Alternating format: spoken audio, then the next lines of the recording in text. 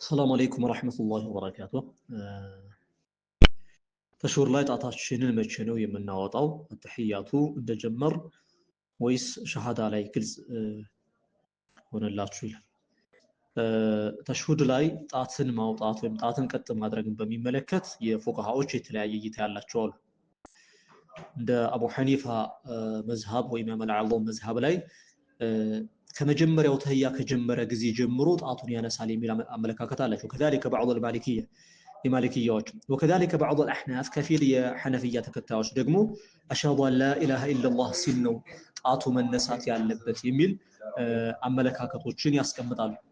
በጥቅሉ የሁሉም ዑለማዎች እይታ የሚጠቁመው አሽሀዱ አን ላ ኢላሃ ኢላላህ ካለ ጊዜ ጀምሮ መሆን እንዳለበት ያስቀምጣሉ።